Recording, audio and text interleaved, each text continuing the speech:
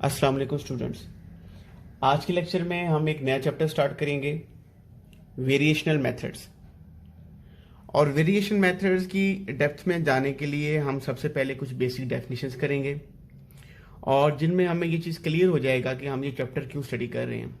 तो हमारी जो पहली डेफिनेशन है वो है फंक्शनल की, कि फंक्शनल क्या होता है।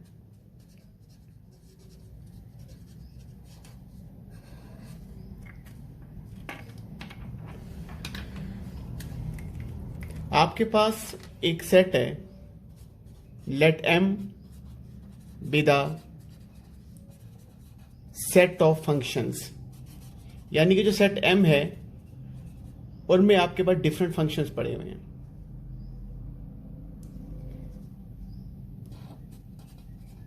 Functional J is a rule which assign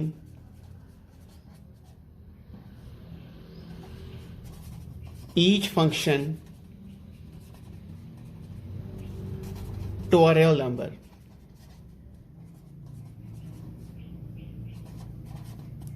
यानी कि जो फंक्शनल होता है वो एक ऐसा रूल होता है जो फंक्शंस को असाइन करता है टू अ रियल नंबर में। आप इसको लिख सकते हैं, जे तो आपके पास हो गया रूल, और जे जो होगा आपके पास क्या होगा, एम टू क्या जाएगा, M to set of real number में।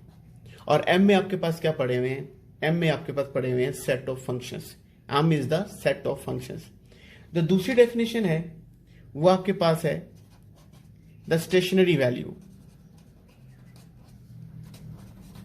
ये डेफिनेशन आप पहले कई जगह पे पढ़ चुके हैं कैलकुलस के अंदर। स्टेशनरी वैल्यू को आप कैसे डिफाइन करते हैं, द मैक्सिमम और मिनिमम वैल्यू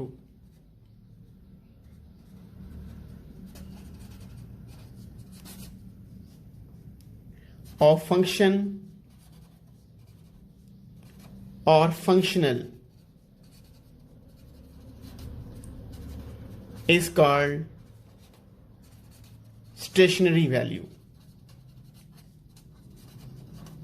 यानी कि मैक्सिमम और the minimum value of the function और the functional is set to be the stationary value. और जो थर्ड डेफिनेशन आपके पास है वो है एक्सट्रीमल। अब स्टूडेंट्स, ये जो एक्सट्रीमल क्या होता है, बेसिकली जो एक्सट्रीमल होता है ये कर्व होती है। Extremal is the curve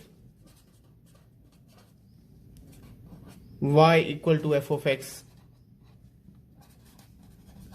along which the functional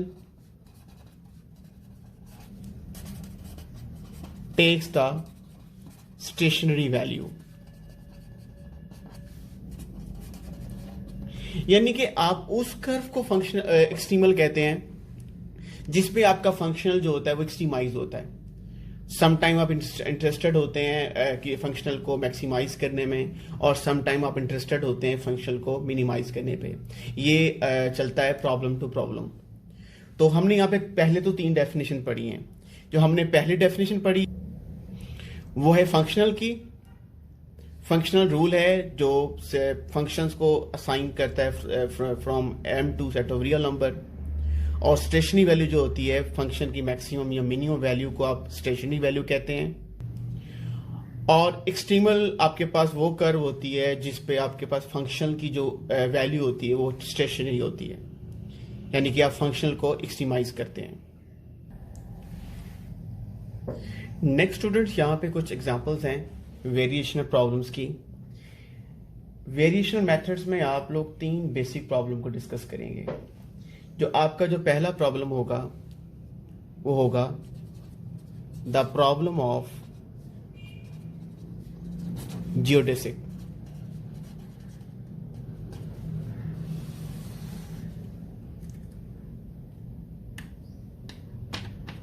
ये प्रॉब्लम क्या है आपके पास,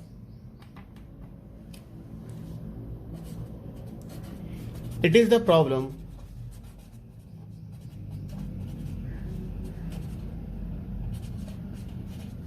where we find a curve of shortest length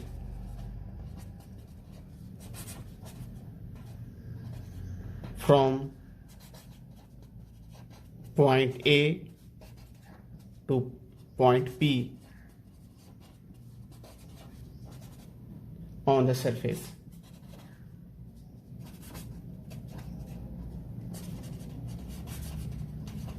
यानी कि जियोडेसिक प्रॉब्लम्स वो प्रॉब्लम होते हैं जिसमें आपने गिवन सरफेस में बिटवीन टू पॉइंट्स एक ऐसी कर्व फाइंड करनी होती है जिस कर्व की लेंथ जो होती है वो शॉर्टेस्ट होती है।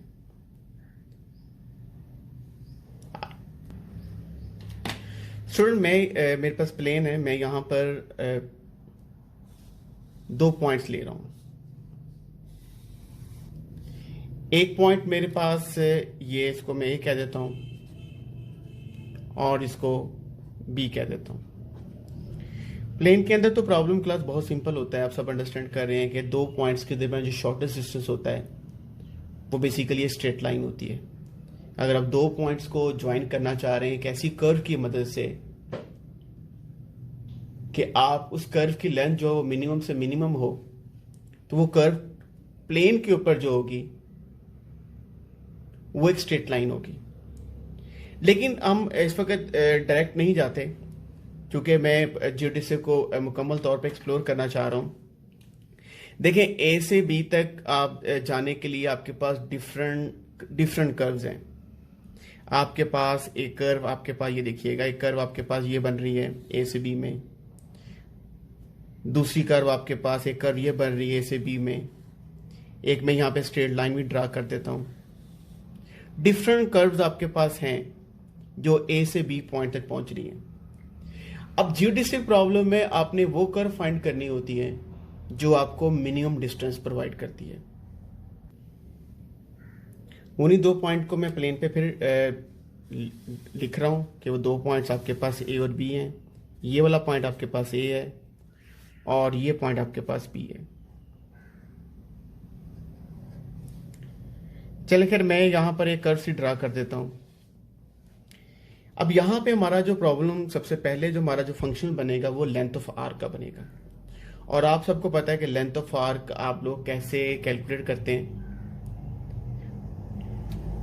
आप नोट कीजिएगा, आपके पास 2 पॉइंट्स हैं और आप इसकी लेंथ ऑफ आर्क कैलकुलेट करना चाह रहे हैं, तो अब यहां पे हम ऐसा करते हैं, दो नेबरिंग पॉइंट्स ले लेते हैं। एक पॉइंट हमारे पास है P और दूसरा पॉइंट है हमारे पास Q। अगर P और Q नेबरिंग पॉइंट्स हैं तो P के पॉइंट्स को, कोऑर्डिनेट्स को मैं लिख देता हूं XP XY, और जो Q के कोऑर्डिनेट्स हैं इसको लिख देता हूं X plus del X and Y plus del Y, delta Y कहते हैं आप। तो Q के जो कोऑर्डिनेट्स हैं वो X plus delta X, Y plus delta Y है, और P के जो कोऑर्डिनेट्स हैं वो X एंड Y है। एक परपेंडिकुलर मैं B से ड्रॉ करता हूं और आप कह सकते हैं कि ऑर्डिनेट ड्रा किया from P on X axis, इसको आप PL कह दें और आप इसको QM कह दें। तीसरा परपेंडिकुलर मैं ड्रा करूंगा फ्रॉम P ऑन QM और इसको, ये आपके पास है बेसिकली R। अब P और Q आपके पास नेबरिंग पॉइंट्स हैं। अगर आप PR डिस्टेंस को कैलकुलेट करें तो ये आपके पास क्या होगा, ये आपके पास होगा डेल X होगा, और QR डिस्टेंस आपके पास क्या होगा, डेल Y होगा। और इसकी जो आर्क लेंथ है वो आपके पास क्या है, वो A से B की लेंथ है आपके पास, वो है S। और PQ चूंकि स्मॉल पार्ट है, हम इसको रिप्रेजेंट कर देते हैं डेल्टा S। अब P और Q आपके पास नेबरिंग पॉइंट्स हैं। अब हम बेसिकली आप नोट करें कि ये राइट एंगल ट्राइंगल तो नहीं है, मगर अगर आप नोट करें कि अगर ये Q P के बहुत ही करीब है तो आप इसको लिख सकते हैं बाय पाइथागोरस थ्योरम, लिख सकते हैं del X square plus del Y square nearly equal to del S square. अब इसमें अगर मैं ये कहूं कि जो Q पॉइंट है वो अप्रोच कर रहा है P की तरफ, जब Q P की तरफ अप्रोच कर रहा है डेफिनेटली जो है जो डेल्टा X है वो क्या कर रहा है, अप्रोचेस टू 0 हो जाएगा। और यहां से आप नोट कीजिएगा आप इसको फिर लिख सकते हैं dx square plus dy square is equal to ds square. अब दोनों साइड पे आप ऐसा करें कि स्क्वायर रूट ले लें, तो ds आपके पास क्या होगा, dx square plus dy square whole square root. इसके बाद आप इंटेग्रल, क्योंकि इंटेग्रल ले लें और इंटेग्रल लें from a to b, integral from a to b ds, तो आपको मिल जाएगी लेंथ ऑफ आर्क। यहां पर आपके पास a से b इंटेग्रल होगा और dx स्क्वायर को आप जब कॉमन लेंगे तो यहां पर 1 होगा और ये dy square over dx square बन जाएगा और dx स्क्वायर स्क्वायर रूट से बाहर भी आप लिख देंगे क्योंकि आपने कॉमन लिया। और this is s is equal to integral from a to b under root of square root of 1 plus y prime square dx। अब आपने ये बीएससी में भी ये चीजें डिस्कस की हैं, ये बेसिकली लेंथ ऑफ आर्क का फॉर्मूला है। अब अपने चीज को समझना है कि तो आपको जो पहली डेफिनेशन मैंने करवाई थी वो थी फंक्शनल की, और फंक्शनल के बारे में मैंने आपको बताया था कि functional m is a set of functions and functional is a rule which assigns each function to a real number. अब दूसरी डेफिनेशन मैंने आपको कहा थी स्टेशनरी वैल्यू की बताई थी, द मैक्सिमम और minimum value of function is set to be the stationary value. और जो तीसरी डेफिनेशन मैंने आपको करवाई थी वो स्टूडेंट थी एक्सट्रीमल की, और मैंने आपको कहा था कि extremal is a curve along which the functional take the stationary value, यानी कि वो कर्व एक्सट्रीमल होती है जिसपे फंक्शनल की आपको मैक्सिमम या मिनिमम वैल्यू आपको मिलती है। अब नोट कीजिएगा, ये आपने लेंथ ऑफ आर्क का फॉर्मूला बना लिया। अब वो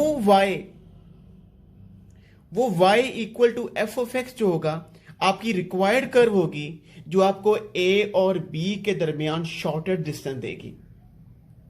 और शॉर्टेस्ट डिस्टेंस कब देगी, आप सबको पता है कि जब आप a से b, आपको ये दिस इज डेफिनेट इंटीग्रल, और जब डेफिनेट इंटीग्रल आप सॉल्व करेंगे you will get a real number, यानी कि जिस पर आपका s की वैल्यू सबसे कम होगी उस y के ऊपर, उन y की वैल्यूज के ऊपर या उन फंक्शंस के ऊपर जिस पर आपको इस इंटीग्रल की सबसे कम वैल्यू मिलेगी, वो स्टूडेंट आपकी एक्सट्रीमल कर्व होगी। क्योंकि हम किसको डील कर रहे हैं, हम डील कर रहे हैं जियोडेसिक प्रॉब्लम को। इसका मतलब है कि हमने किसको एक्सट्रीमाइज करना है, हमने इसको एक्सट्रीमाइज करना है। अब हमने इसकी एक्सट्रीमाइज का मतलब है कि अब हमारा जो इस प्रॉब्लम में जो कंसर्न है वो मिनिमम वैल्यू को कैलकुलेट करने का है। हमने इस प्रॉब्लम में मिनिमम वैल्यू ऑब्टेन करनी है, और मिनिमल और जियोडेसिक प्रॉब्लम में हमने वो कर्व फाइंड करनी है जो आपके इस इंटीग्रल को मिनिमाइज करेगी, जिस पे आपको सबसे कम वैल्यू मिलेगी, वो आपकी रिक्वायर्ड एक्सट्रीमल होगी।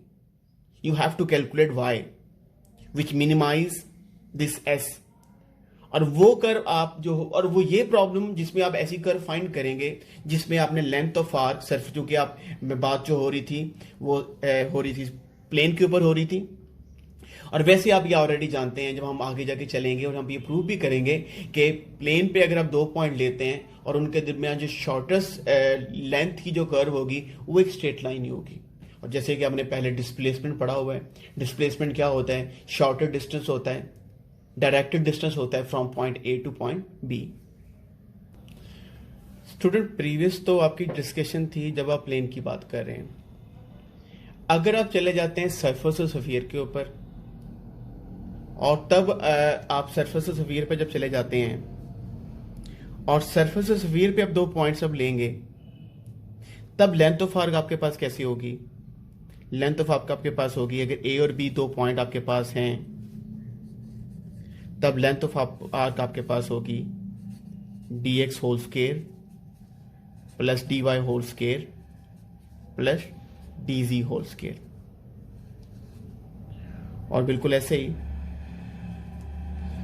जब आप यहां पे dx स्क्वायर को कॉमन लेंगे, यहां पे आपके पास आ जाएगा, डायरेक्ट कर रहा हूं, dy ओवर dx आपके पास होगा y प्राइम, चूंकि स्क्वायर है तो y प्राइम स्क्वायर, और ये आपके पास होगा z प्राइम स्क्वायर, और ये आपके पास क्या dx।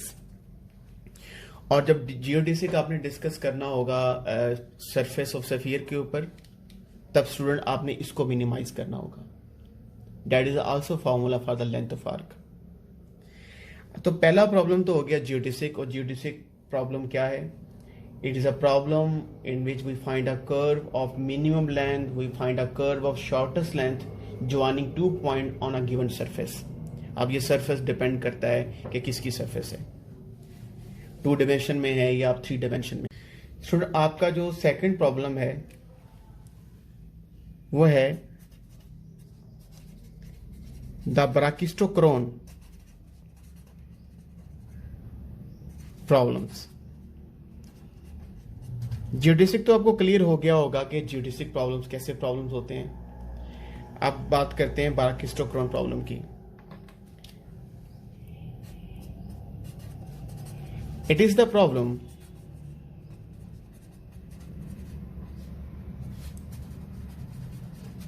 where we find a curve along which our body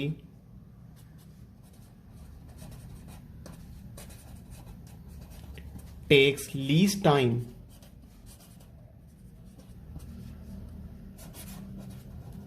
from point A to point B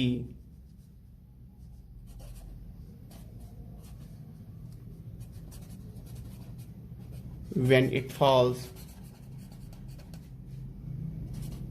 under gravity.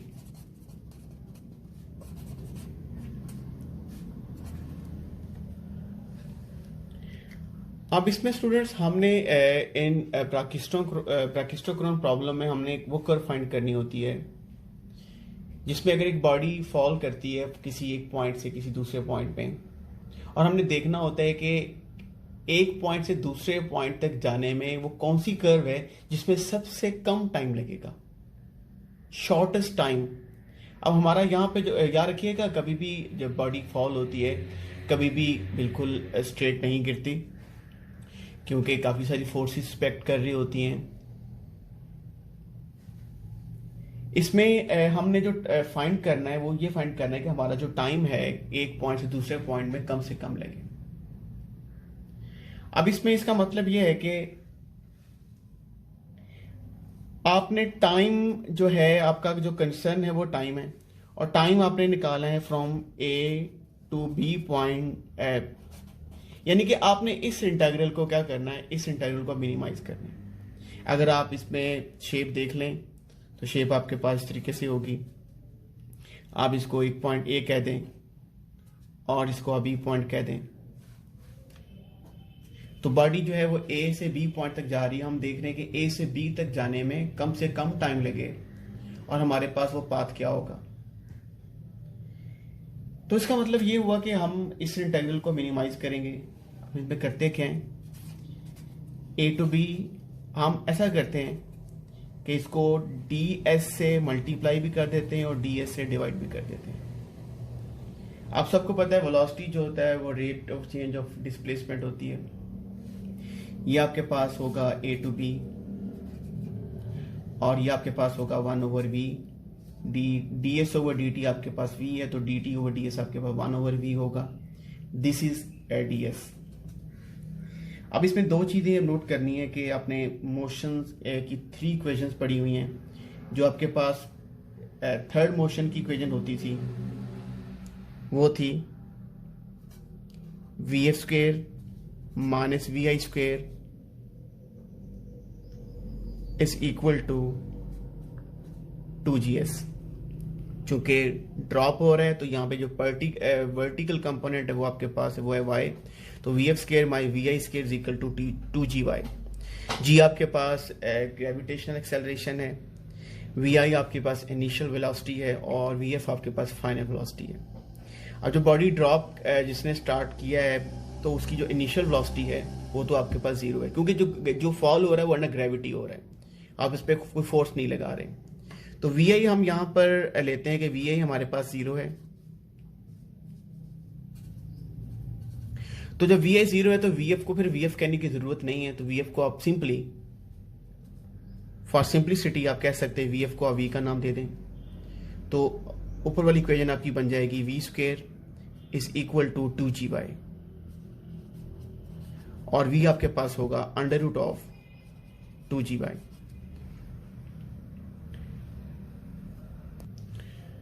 तो स्टूडेंट टी इंटेग्रल क्या था आपके पास?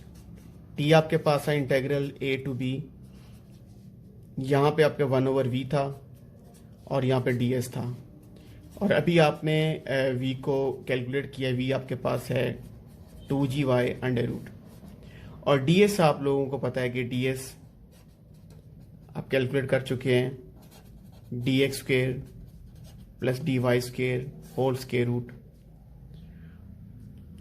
तो ds सिंप्लीफिकेशन के बाद बनेगा 1 प्लस वाई प्राइम स्क्वेयर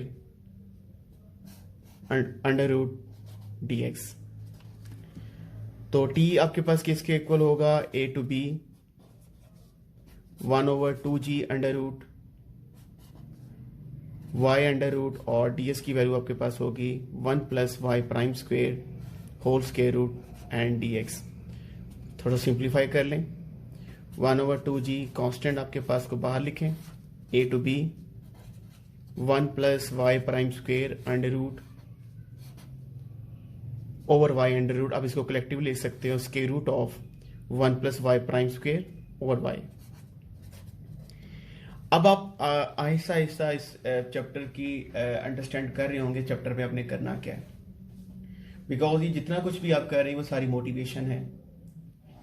अब इसमें आपने टी को मिनिमाइज करना है, टाइम आपका मिनिमाइज होगा। इसका मतलब है कि आपने वो कर्व फाइंड करनी है जो ए से बी तक पहुंचने में जिसमें टी की मिनिमम वैल्यू होगी। इसका मतलब है कि यहां पर भी आपका जो कंसर्न है वो है minimise this integral. Different wise हैं क्लास, डिफरेंट फंक्शंस हैं जो ए से क्योंकि हर कर्व को हम रिप्रेजेंट कर देते हैं एक फंक्शंस के साथ y equal to F X. अब वो कर्व जो होगी आपके पास, जो होगी रिक्वायर्ड एक्सट्रीमल कर्व आपके पास होगी जिसमें t आपके पास मिनिमाइज हो रहा है। तो होपफुली ये प्रॉब्लम भी आप समझ चुके होंगे कि ब्राकी-स्टोक्स प्रॉब्लम क्या होते हैं। तीसरा जो प्रॉब्लम हम डिस्कस करेंगे वो है डिटोस प्रॉब्लम। अब डिटोस प्रॉब्लम क्या होते हैं? It is the problem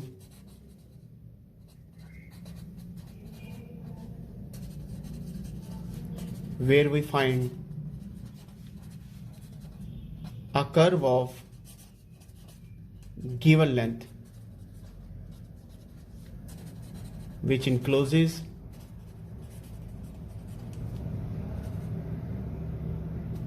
maximum area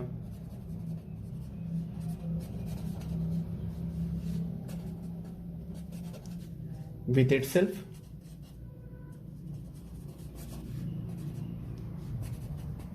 or with a given line। अब यहां पे एक चीज बहुत ज्यादा इंपॉर्टेंट है, वो ये है कि आपकी जो कर्व है उसकी लेंथ गिवन है, लेकिन शेप आपने बतानी है। और शेप कैसी होगी कि वो मैक्सिमम एरिया इनक्लोज करे, मैक्सिमम एरिया इनक्लोज करे अपने साथ या with a given straight line. सबसे पहले तो आपको यह पता होना चाहिए कि दो चीजें आप जान चुके हैं। एक तो आपको area under the curve, area between the curve and X axis का पता होना चाहिए।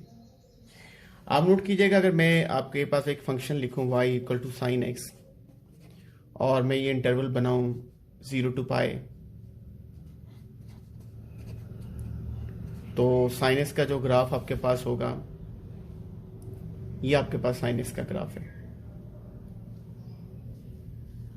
This is a 0, this is a π and this is a π/2। अगर आप इस साइन एक्स को आप इंटीग्रेट करें फ्रॉम 0 to π, तो आपको ये शेडेड एरिया मिल जाएगा। Mean this is the 0 to π y dx। तो पहले आपको यह पता होना चाहिए कि जो हर इंटीग्रल होता है, इंटीग्रल चेंज करते जाएंगे, उसकी कुछ ना कुछ ज्योमेट्रिक इंटरप्रिटेशन होती जाएगी। अब इसकी ज्योमेट्रिक इंटरप्रिटेशन आपके पास क्या है? Area between the curve and X axis. अब आपके पास एक बात याद रखिएगा, आपके पास जो कर्व है उसकी लेंथ गिवन है।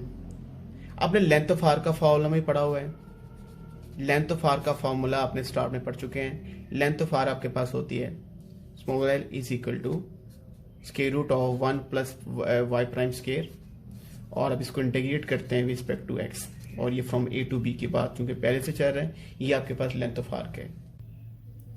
अब स्टूडेंट्स आपका प्रॉब्लम क्या है?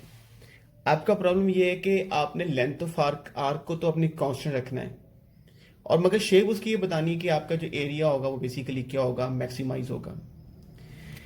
अब आपका जो आप जो फंक्शनल बनाएंगे वो बनाते वक्त आपने क्या ख्याल रखना है? एक तो आपके पास खैर एरिया का इंटीग्रल होगा। एरिया आपके पास क्या हो गया, from A to B Y of X, ये तो हो गया area between the curve and X axis.